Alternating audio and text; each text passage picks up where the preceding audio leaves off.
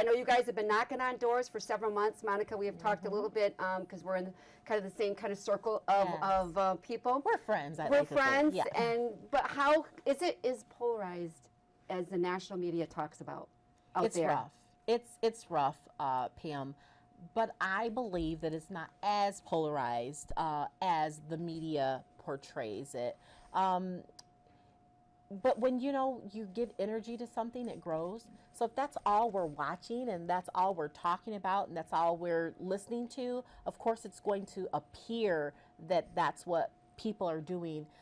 When I'm going to the homes, people are living their lives. They have their families. They have their children. Many of the mothers have children with special needs.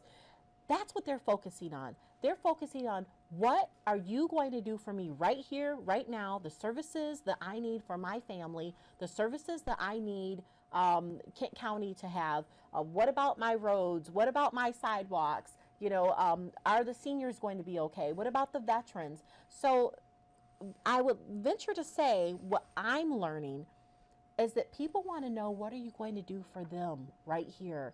While they see national, I think that part of them feels that they aren't part of national because they can't attain or they're not able to touch, those individuals. But when I walk up to the door, and I'm currently a planning commissioner with the city of Kentwood, and I announce who I am, they say, wow, somebody would come to my door and talk to me and listen. And that's what I do. I'm there to listen, learn, and serve.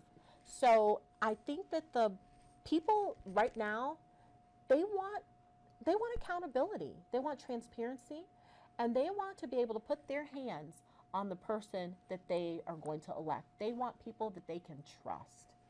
Now, I will say behind closed doors, when I talk to people, they are saying that you're being a female and of African American, that you might be able, because you've been around, maybe your sister, be able to speak in a way that some of them haven't been able to. People that that are a different culture, white, I would say. That's fair to say. Say okay. That's that we'll fair. be able to say without being accused of something. Do you know what I'm saying? It's I like do. we disagree with this, and it's nothing to do with. Yes. And you probably get that. How are you feeling about that? Where people are like, you know what? Maybe she can be able to speak some reason and say without being, what I mean? This is what you're thinking, and it's not true. If that makes any sense, am I saying that correctly? No, I understand. I understand exactly what you're saying. Did you want to take that, or do you want me? Well, that, Pam, to the point that you're speaking to, I love being at the table. My sister always says, if you're not at the table, you're on the menu. Okay. Well, that's very good. And so, where I got that from? I think Omarosa said that or something. Oh gosh. So what is really being said in that statement is we are all different, but we have a lot of shared values. Right. That's exactly it. Sometimes I am in the room, Pam, and I am the only black female. Because a lot of times when you look at the Republican Party, many people believe that it's white male dominated. And that can be true, a true statement depending on what area you're in. You're in West Michigan. But when I'm in Washington, D.C., I'm with thousands of black people, Americans, Republicans. Right.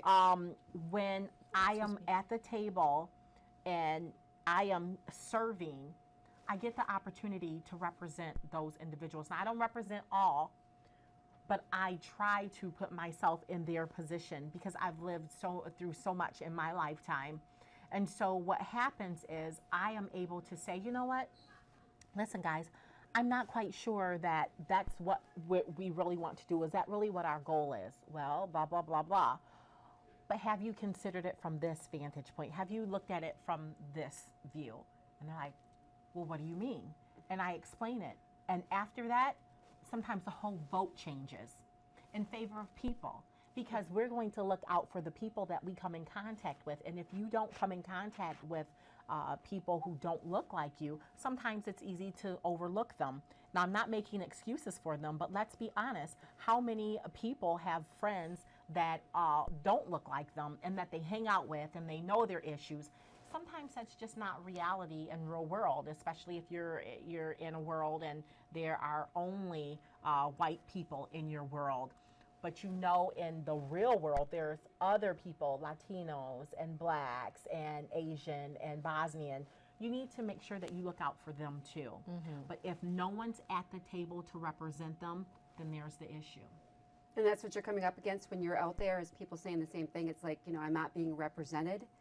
And even at the county, does people even understand what a county commissioner does? I don't think they understand, but I can tell you what I have had.